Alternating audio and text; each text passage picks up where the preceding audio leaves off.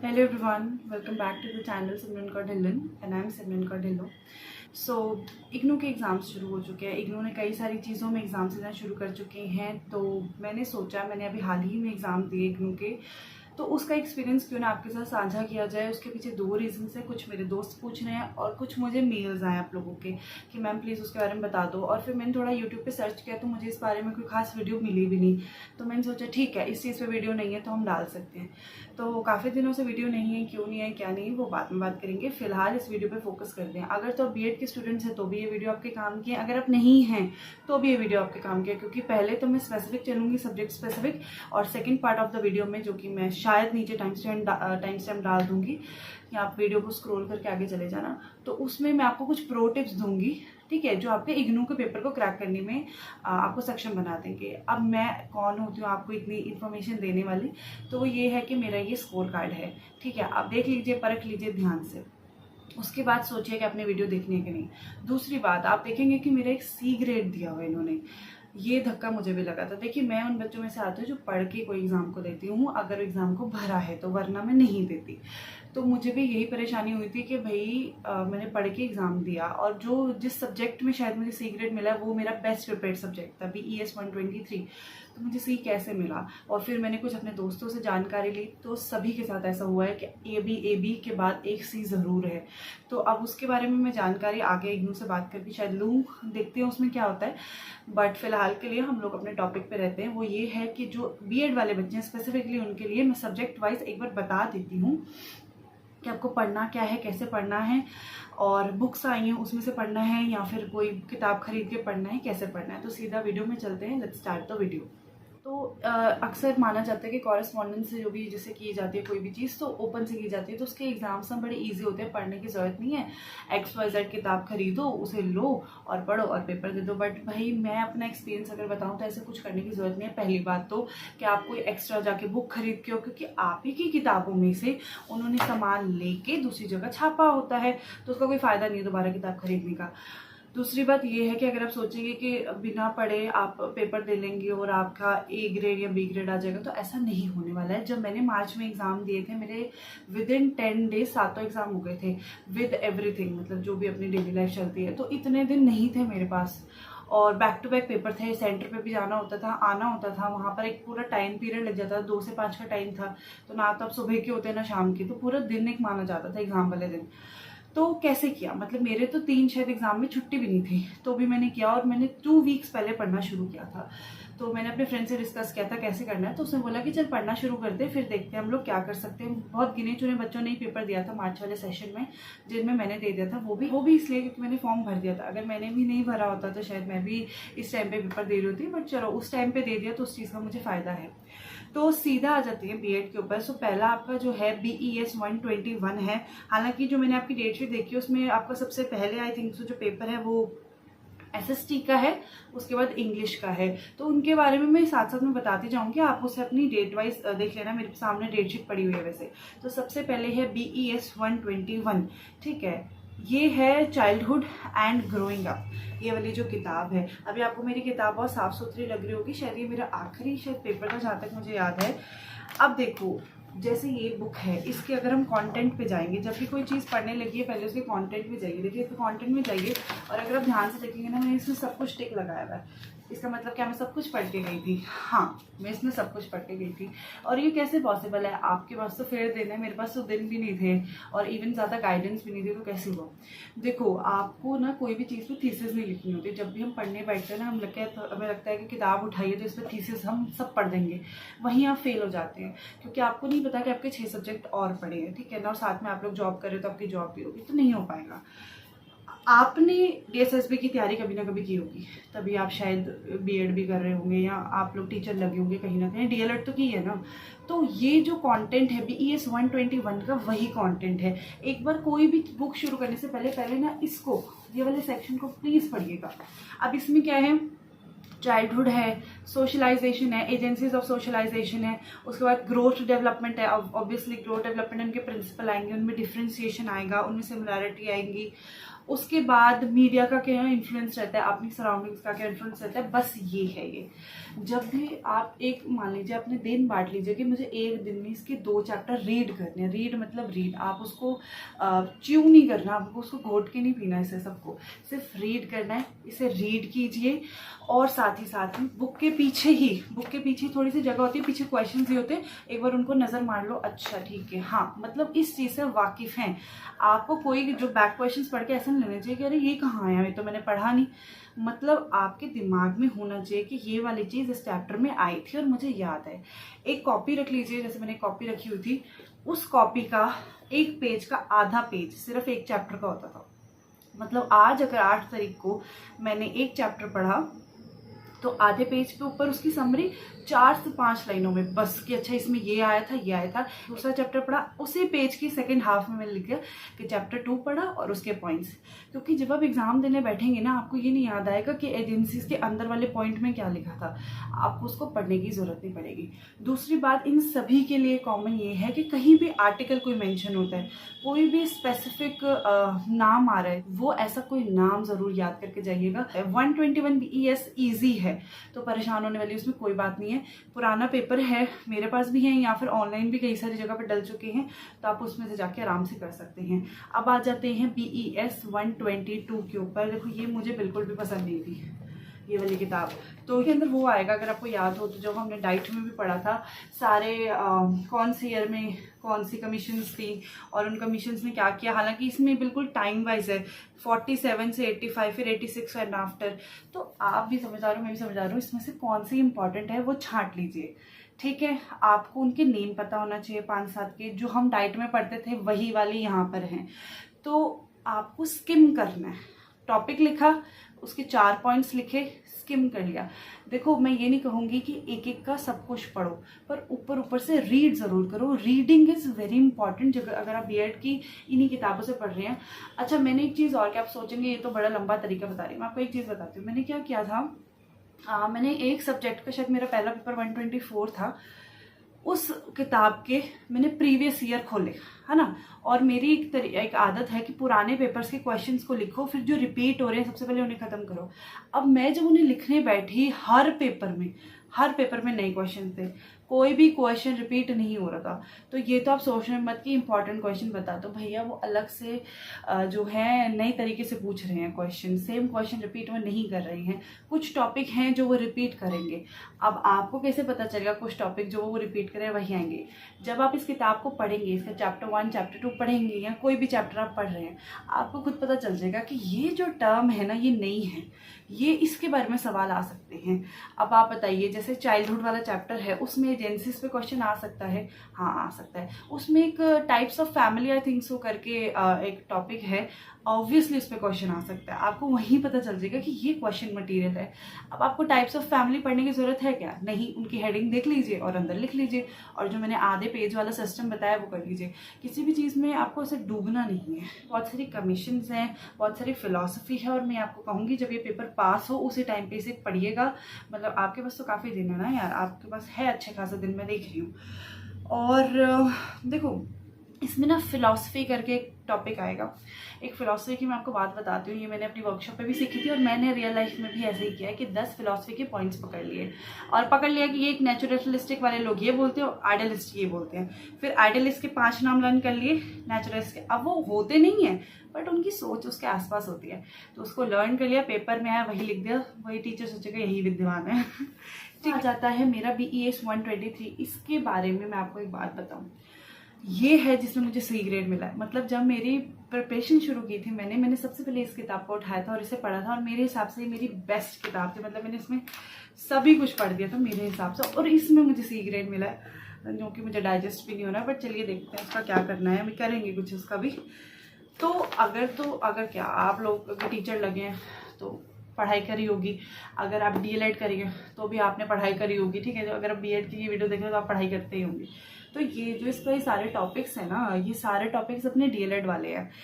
इसमें कोई भी आपको ऐसे गहन स्टडी नहीं करनी, बट हाँ इसमें रिकॉल का ज़्यादा काम है, मतलब थ्योरीज आ रही हैं इसके अंदर, लर्निंग की थ्योरीज आई हैं, है ना, और teaching learning, managing teaching learning, और इंडिविजुअल के बारे में, लर्नर इंडिविजुअल है तो उसके बारे में कुछ इसमें टॉपिक्स हैं, टीचर का रोल एक्शन रिसर्चर की तरह, ऑन एंड ऑफ, ये सारा इसमें टॉपिक है। तो इसको पढ़ने में टाइम लगेगा, याद करने में इतनी जद्दोजहद नहीं लगेगी, तो इसको आपको पढ़ना ज़रूर है। प्लीज़ इसे अच्छे से पढ़ के जाइएगा। और आई डोंट नो मुझे इसमें सीख क्यों मिला, क्योंकि ये इतना मुश्किल था नहीं, हालांकि इसके चैप्टर बड़े हैं और आपको पता होना चाहिए जब आप चैप्टर पढ़ें कितना सुनना है और कितना जाने देना है, ठीक है। तो एक बैलेंस मेंटेन करके चलिएगा। प्लीज़ थीसिस नहीं लिखनी हमें, बस इतनी याद रखनी है चीज़, क्योंकि जो बच्चे ज़्यादा अच्छे से पढ़ने वाले होते हैं, मुझे पता है वो बिल्कुल ही गहन तरीके से पढ़ने लग जाएंगे, और बिल्कुल ही फिर ऐसा होता है एक पेपर में बिल्कुल ही A ग्रेड आ रहा है और बाकी सब में DE आ रहा है। वो मैं नहीं चाहती आप लोगों के साथ हो। जैसे एक सिंपल सा एक टॉपिक है इसमें, कॉग्निटिव अप्रेंटिसशिप, ये आई थिंक सो पेपर में क्वेश्चन आया भी था। जब आप पढ़ेंगे तो आपको खुद पता चल जाएगा कि कौन सी चीज़ के ऊपर प्रश्न आ सकता है। अब इस पे आ सकता है, बिल्कुल आ सकता है। अब इसके ऊपर आपको देखो इतना कुछ इसमें लिखा है, बट इसका एक ये बना हुआ है, अगर आप इसको भी पढ़ जाए ना तो आप खुद इसके ऊपर कहानी लिख सकते हैं। मैं इतना आप पे विश्वास करती हूँ कि आपने DLED करी है तो आप ये सब बहुत अच्छे से कर सकते हैं। अब इसमें क्रिएटिविटी टॉपिक है, डिफरेंस कैसे आता है बच्चों का, मतलब आप ये टॉपिक्स को खुद लिख सकते हैं। हालांकि उनसे एक बार परिचय करना ज़रूरी है, मैं कहूँगी उन टॉपिक से। फिर आ जाते हैं जो मेरा शायद सबसे अच्छा सब्जेक्ट रहा, 124 और 125। ये दो मज़ेदार सब्जेक्ट्स हैं। क्यों? देखो है तो ये करिकुलम पे, ये वाली जो बुक है करिकुलम पे है। 25 है वो उसके डिसिप्लिन के ऊपर है, तो ये बिल्कुल ना रिलेटेड किताब है। मतलब इसका अगर आप पढ़ेंगे तो उसमें काम आएगा, उसका पढ़ेंगे तो इसमें काम आएगा। तो इतनी परेशान होने वाली किताबें नहीं है ये। प्लीज़ इनकी साइज से मत जाइए, मतलब आप इन्हें खोलेंगे तो आपको लगेगा यार बढ़िया है ना। इसके अंदर कुछ शब्द आएंगे जो आपको लगेगा कि हाँ ये पेपर के पॉइंट ऑफ व्यू से बहुत इंपॉर्टेंट है, तो आप उनको ज़रूर मार्क करके चलिएगा और उनको ज़रूर रीड करना एग्जाम से पहले, क्योंकि आपको मैंने जो कॉपी बताई उसमें आपने लिख लिया होगा। मान लीजिए इसमें एक टर्म आती है LAC, आपने लिख लिया उसे, है ना, तो आपके एग्जाम आपको ध्यान रहेगा कि ये मैंने कॉपी में लिखा है, मतलब ये पढ़ने वाली कोई चीज़ है। तो आप अपनी कॉपी खोलिएगा और उसमें से उसको पढ़िएगा, मतलब किताब जहाँ भी अपनी उसे मार्क किया होगा। एक अंडरलाइन ज़रूर करना, जो भी इंपॉर्टेंट टॉपिक है उसमें से अंडरलाइन करते चलो, साइड में छोटे छोटे नोट्स बनाते चलो। पेपर से पहले एक किताब उठाई और पूरा रिवाइज किया और पेपर दे आए। तो ये वाली किताब और ये वाली किताब में कुछ चीज़ें सेम हैं जो मैंने आपको बता दी हैं। जब आप पढ़ोगे तो आपको लगेगा ये तो इसमें पढ़ा था इसमें लिख दे, इसमें पढ़ा था इसमें लिख दे। और ये सारे सब्जेक्ट्स में ही ऐसा है कि आप इधर का उधर कर सकते हैं। देखो मैंने भी पढ़ाई करी थी, तो शुरू में तो थोड़ा जोश होता है ना कि सब पढ़ देंगे सब कर देंगे। शुरू में थोड़ा जोश होता है कि सब पढ़ देंगे सब कर देंगे, बट ऐसा हो नहीं पाता। तो क्वालिटी के ऊपर जाओ, प्लीज़ क्वांटिटी पे मत जाना कि आपने कितना पढ़ लिया और कितना गहन तरीके से पढ़ लिया। अगर आपको लगता है, देखो दो तरीके के बच्चे हैं, एक होता है कि सबको वो सब याद है जो भी हमने डाइट में पढ़ा था या फिर अभी लेटेस्टली SSB की तैयारी की, तो उनको कई टॉपिक्स कई सारा कुछ 50% डाटा ऐसा लगेगा कि ठीक है हम निकाल लेंगे जब पेपर आएगा, है ना। तो वो बच्चे मैं बोलूँगी एक पेज पे लिख लो कि ये वाला टॉपिक ना मैं तब पढ़ सकता हूँ या तब पढ़ सकती हूँ, है ना।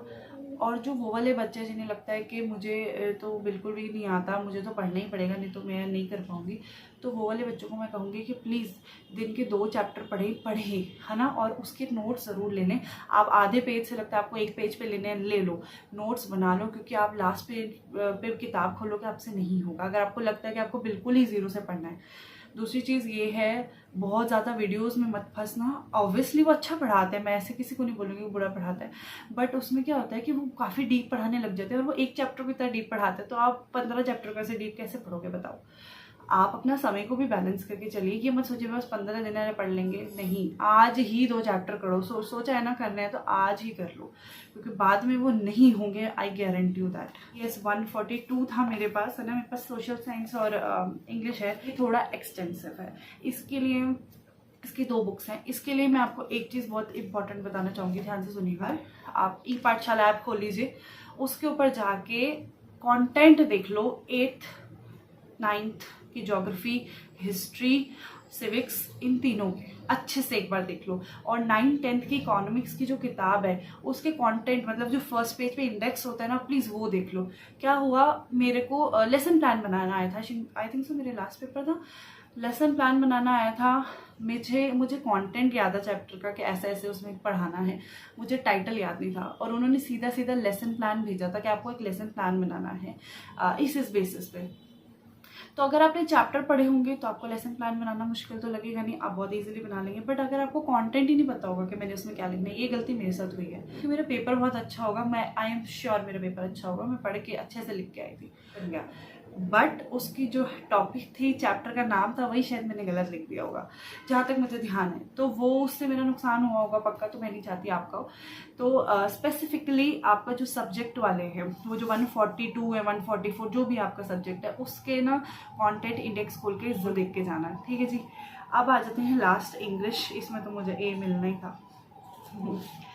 देखो इसमें ए मुझे क्यों मिलना था क्योंकि ना इंग्लिश जिनके पास है उनको लगेगा भाई क्या तगड़ी किताब है, उनको लगेगा ठीक है। बट मैं आपको एक चीज़ बताती हूँ, इसके अंदर सिर्फ 4 चीज़ें ली गई हैं। LSRW, listening, speaking, reading, writing, 4 skills हैं इंग्लिश की, वो इसके अंदर कवर की गई हैं।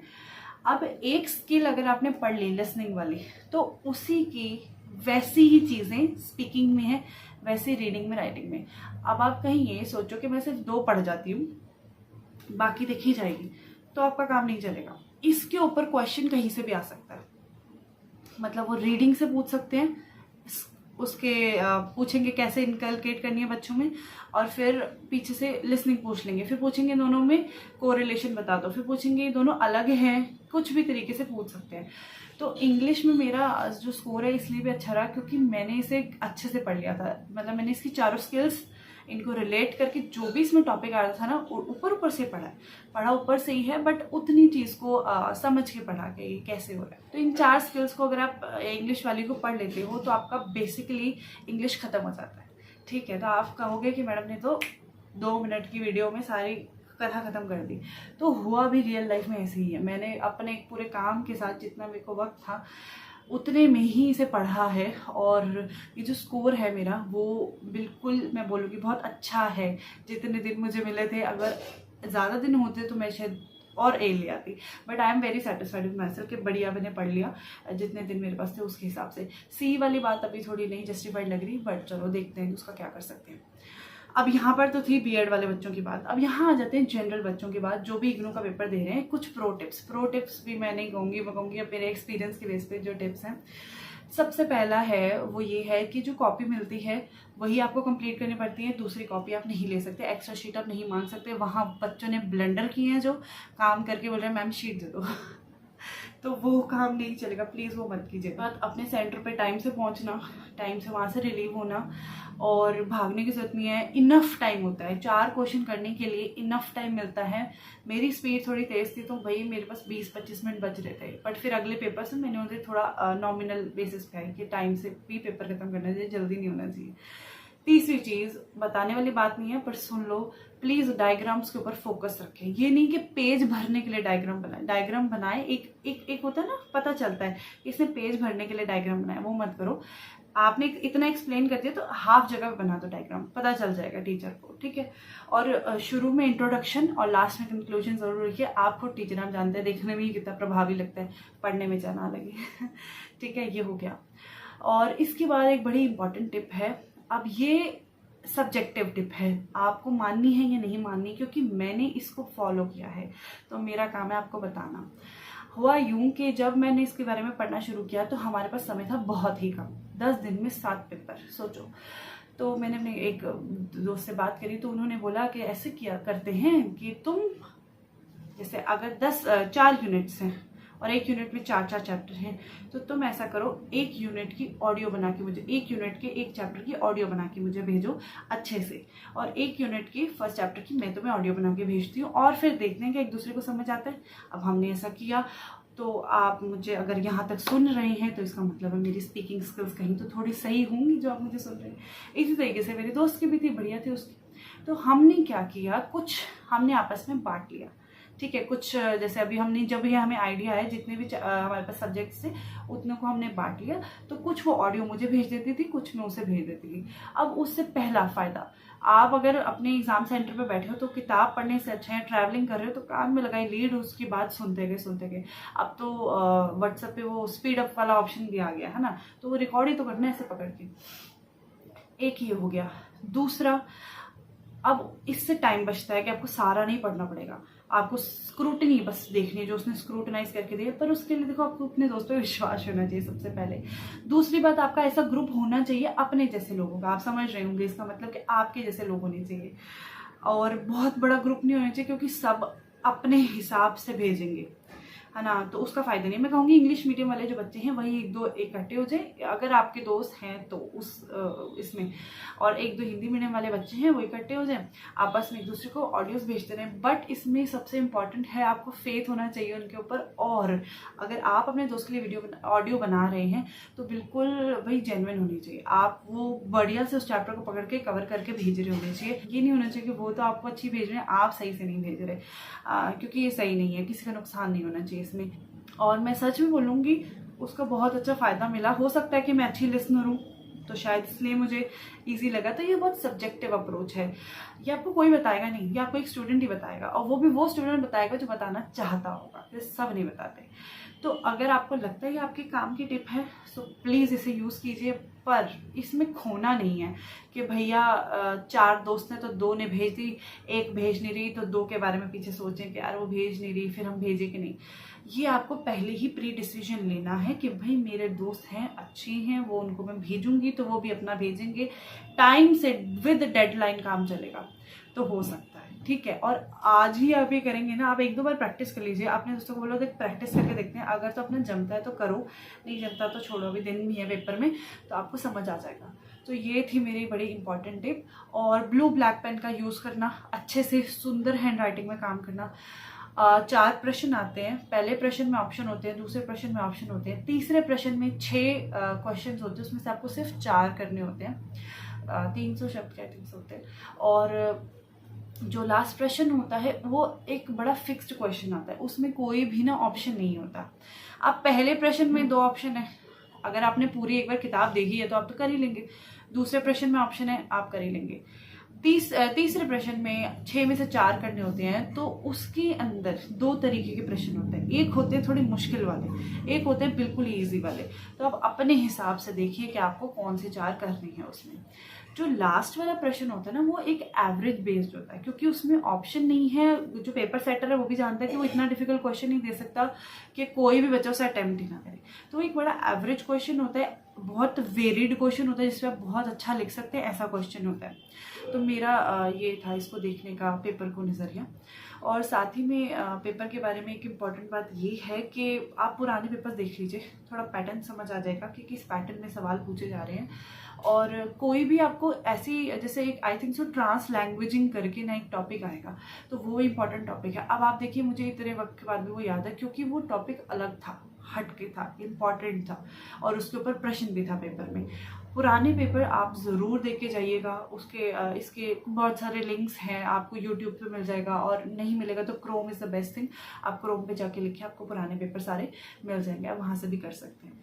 और लास्ट में एक इम्पॉर्टेंट टिप और, जैसे ही क्वेश्चन पेपर मेरे हाथ में आता था, मैं एक चीज़ के ऊपर फोकस करती थी कि जो प्रश्न सबसे आगे आया, ठीक है, मेरा इंग्लिश मीडियम है, सबसे पहला क्वेश्चन जो भी लिखा आता था मैं उसको देखती थी, और जो भी मेरे दिमाग में याद आता जाता था, क्योंकि आपने लर्न नहीं किया है, आपने उसे समझा है, तो जैसे ही प्रश्न सामने आता है दिमाग में बहुत सारी टर्म्स आ जाएंगी, बड़ी सारी चीज़ें आ जाएंगी।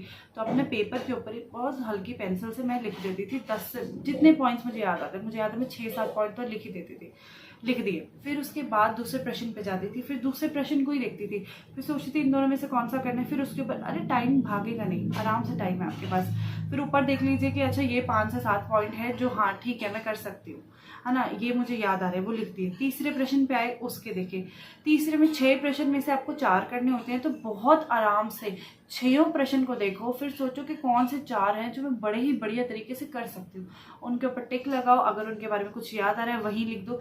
10 से 15 मिनट आपको क्वेश्चन पेपर को पढ़ने में लगेंगे, बट आपको उसमें फ़ायदा ही होगा क्योंकि आपको बहुत सारी चीज़ें याद आ रही है। हल्की हल्की पेंसिल से लिख दो, बिल्कुल हल्का लिखना है, ऐसे गूढ़ा मत लिखना है क्योंकि फिर एग्जामिनर इस पर सवाल कर सकता है। लास्ट क्वेश्चन है, ठीक है, लास्ट क्वेश्चन तक चल के लिख लिया। अब आपके माइंड में क्लैरिटी है कि इस पेपर में ये आया है, मुझे इतना याद है, मुझे ऐसे लिखना है। First impression is the last impression वाली चीज़ बहुत सही होती है। प्लीज़ फर्स्ट क्वेश्चन को अच्छे से कीजिए, नीटली कीजिए। बट एक चीज़, जितनी शीट होती है उसमें आप इक्वली क्वेश्चंस को डिवाइड करना। ये मत करना कि पहला प्रश्न 7 से 8 पेज में कर रहे हो और लास्ट वाला प्रश्न 2 पेज में उड़ा रहे हो। ऐसा मत करना, ये बहुत बुरा इंप्रेशन डालता है। इक्वली पहले ही गिन लो। आई थिंक सो 27 शीट्स होती हैं। इस हिसाब से आप बांट लो कि इतनी शीट पे इतना पेपर मेरा क्वेश्चन हो जाएगा, इतने में मेरा इंट्रोडक्शन आएगा, इतने मेरा कंक्लूजन आएगा, इसमें पार्ट ऑफ द बॉडी आएगा। सिस्टमैटिक ही है ना। कई बार होता है ना हमारे पास रॉ मटेरियल तो सबके पास भी है, आपके पास भी है, मेरे पास भी है, पर सब्जी आप अच्छी बनाते हैं, मैं नहीं बनाती। क्यों? क्योंकि रॉ मटेरियल तो इक्वल है। आपको प्रयोग करना आता है, मुझे नहीं आता, या फिर वाइस वर्सा, उल्टा भी हो सकता है। बोलना तो सभी को आता है ना, तो आप उसे कैसे बोलते हैं वो इम्पैक्ट डालता है। तो ये चीज़ आपको ध्यान रखनी है कि नॉर्मल नॉलेज तो आपके पास भी है, पढ़ के तो आप भी गए हैं। एक मुझे वो बात बिल्कुल अच्छी नहीं लगती जो आप लोग बोलते हैं कि हमें तो याद नहीं रहता, पेपर में जाके हम सब भूल जाते हैं। अगर अपने माइंड को ऐसे धिक्कारोगे बार बार कि भाई मुझे याद नहीं रहता, याद नहीं रहता, तो तुम्हें क्या याद रहेगा बताओ, है ना। अपने आप को बोलो कि नहीं, मैं जितना पढ़ती हूँ उतना मुझे हमेशा याद रहता है। किसी को कहने की जरूरत नहीं, खुद को कहिए, ठीक है। तो इतना सा काम करना आपको, and I wish you all the best. आपके बहुत अच्छे एग्जाम जाएंगे, बढ़िया दिन है तुम्हारे पास, अच्छे से कर लो। और कोई डाउट आता है तो पूछ लेना, है ना, कमेंट सेक्शन में। और अब वीडियो बिल्कुल रेगुलर डालेंगे हम, और क्यों नहीं डाली थी वो भी बताएंगे फिर किसी वीडियो में। बट आज के लिए इतना ही। So I am Simran Kaur Dhillon, signing off, bye.